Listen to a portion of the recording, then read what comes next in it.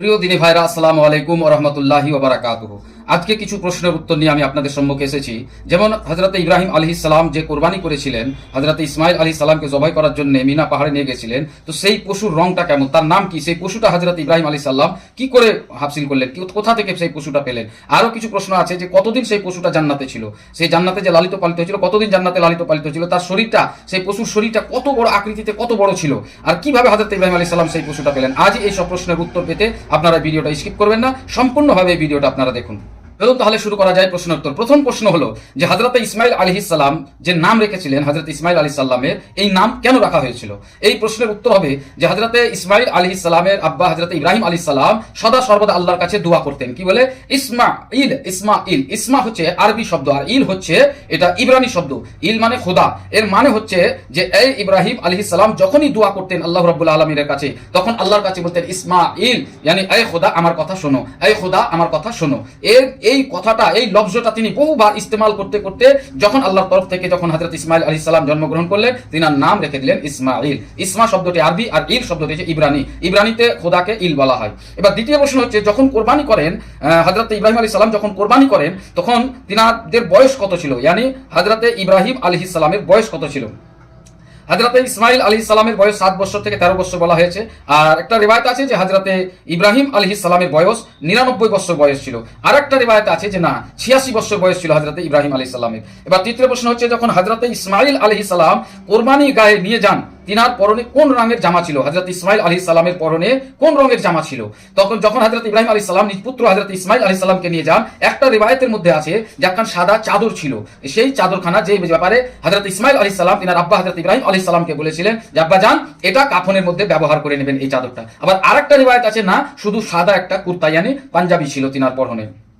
এবার তৃতীয় প্রশ্ন হচ্ছে যে হযরত ইব্রাহিম আলাইহিস সালাম হযরত ইসমাইল আলাইহিস সালামের হুলকুমে কতবার ছুরি চালিয়েছেন, মানে যখন জবাই করছিলেন হযরত ইসমাইল আলাইহিস সালামকে, তখন কতবার ছুরিটা চালিয়েছিলেন। রিওয়ায়াতের মধ্যে আছে যে তেজ ধারালো চাকু 70 বার হযরত ইব্রাহিম আলাইহিস সালাম হযরত ইসমাইল আলাইহিস সালামের গর্দনে চালিয়েছিলেন। রাগান্বিত হয়ে যখন 70 বার করার পরেও যখন জবাই না হলো, তখন চাকুকে রাগান্বিত হয়ে ছুঁড়ে ফেলে দিয়েছিলেন। আর সেই চাকু তখন পাথরকে দ্বিখণ্ডিত করে দিয়েছিল। পাথর বলেছিল, চাকু বলেছিল যে হ্যাঁ ইব্রাহিম, আল্লাহর হুকুম আছে যে আমি যেন ইসমাইলের গলাকে না কাটি। হযরত ইব্রাহিম আলাইহিস সালাম বলেছিলেন তোমার তো কাজ কাটা, তুমি কাটছো না কেন। তখন সেই ছুরি বলেছিল যে ইব্রাহিম, আল্লাহর খলিল, আগুনও তো, আগুনের ক্ষমতা আছে পোড়ার, কিন্তু আপনাকে তো পোড়াইনি। তেমনি আল্লাহর হুকুম যেমন আগুনের উপরে ছিল, তেমনি আল্লাহর হুকুম আমার উপরে আছে, আমি ইসমাইলের গলা কাটবো না।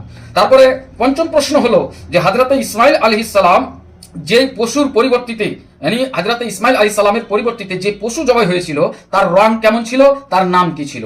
রিওয়ায়াতের মধ্যে আছে যে সেই পশুটির নাম ছিল জারির, আর সেই পশুর রং ছিল সাদা, আবার কিছু অংশ লাল ছিল এই পশুটির রং। তারপরে বলা হয়েছে তৃতীয়, চতুর্থ, 6 নম্বর প্রশ্নের মধ্যে বলা হয়েছে যে যে পশু হযরত ইসমাইল আলাইহিস সালামের পরিবর্তিত জবাই হয়েছিল, সেটা কোথায় ছিল। সেটা তো জান্নাতে ছিল, সবাই জানেন জান্নাতে ছিল। তো জান্নাতে কিভাবে গেল, যে হযরত হাবিল, মানে আদম আলাইহিস সালামের পুত্র যে হযরত হাবিল কোরবানি করেছিলেন, আর তিনার কোরবানি যে আল্লাহর দরবারে কবুল হয়েছিল, সেই কোরবানির পশুটাকে আল্লাহ রাব্বুল আলামিন জান্নাতের মধ্যে লালিত পালিত করতেন। জান্নাতের বাগানে তাকে চরার জন্য হুকুম দিয়েছিলেন, সেখানেই থাকতো, সেখানেই লালিত পালিত হতো।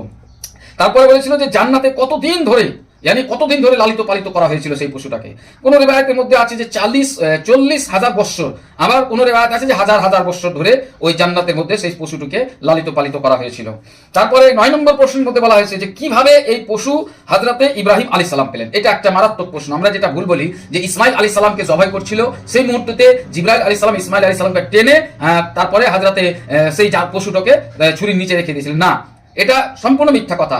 এর উত্তর হচ্ছে এটাই যে হযরত ইব্রাহিম আলাইহিস সালাম যে পশুটা পেয়েছিলেন, কিভাবে পেয়েছিলেন। যখন হযরত ইব্রাহিম আলাইহিস সালাম ইসমাইল আলাইহিস সালামের গলাতে যখন ছুরি চালাচ্ছিলেন, ছুরি চললো না, তখন আল্লাহর দরবার থেকে নিদা, একটা আওয়াজ আসলো, হে ইব্রাহিম, তুমি আমার এই স্বপ্ন, তোমার স্বপ্নকে সত্য করে দেখিয়েছো, তুমি আমার সত্যিকারের খলিল, নাও হাদিয়া স্বরূপ আমি তোমাকে একটা পশু দান করছি, এই পশুটাকে তুমি জবাই করো। তখন হযরত ইব্রাহিম আলাইহিস সালাম পিছন দিকে তাকিয়ে দেখেন যে ওই মিনা নামক জায়গার কাছে, যে ওই জায়গার কাছে, মানে সাবির নামক একটা জায়গা, ওই মিনাতে সাবির নামক একটা জায়গা আছে, ওই জায়গাতে একটা বাবলার গাছ আছে, ওই বাবলার গাছে বাঁধা ছিল সেই পশুটা। হযরত ইব্রাহিম আলাইহিস সালাম পিছন দিকে তাকিয়ে দেখলেন বাবলার গাছে সেই পশুটা বাঁধা আছে, সেটা খুলে নিয়ে এসে তখন সেই পশুটাকে জবাই করলেন।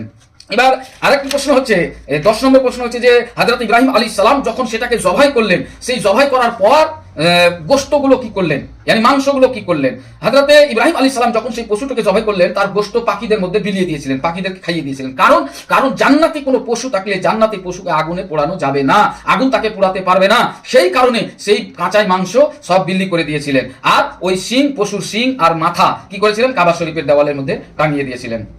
তারপরে বলা হয়েছে যে সেই পশুর কেমন মানে আকৃতিটা কত বড় ছিল, সেই পশুটার শরীর yani স্বাস্থ্য কত বড় ছিল।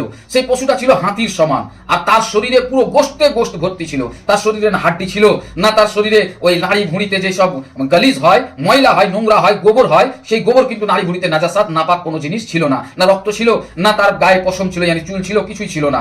একেবারে মাংস গোশত ছিল, আর আকৃতিতে হাতির সমান ছিল। এবার আরেকটা বলা হয়েছে যে 11 নম্বর প্রশ্নে যে হযরতে ইসমাইল আলাইহিস সালাম কতটি বিয়ে করেছিলেন। হযরতে ইসমাইল আলাইহিস সালাম মাত্র 2টি বিয়ে করেছিলেন। প্রথম বিবাহ করেছিলেন, এই ঘটনাটা আপনারা জানেন যে হযরতে ইব্রাহিম আলাইহিস সালাম এসে যখন তিনি দেখতে এলেন যে ইসমাইল আলাইহিস সালামের বউকে, তিনি নাশুকরিয়া আদায় করেছিলেন বলে হযরতে ইব্রাহিম আলাইহিস সালামের কথাতে হযরতে ইসমাইল আলাইহিস সালাম প্রথম বউটাকে তালাক দিয়েছিলেন, তারপর আবার দ্বিতীয় বিয়ে করেছিলেন। তারপরে বলেন যে হযরত ইসমাইল আলাইহিস সালামের বয়স কত হয়েছিল।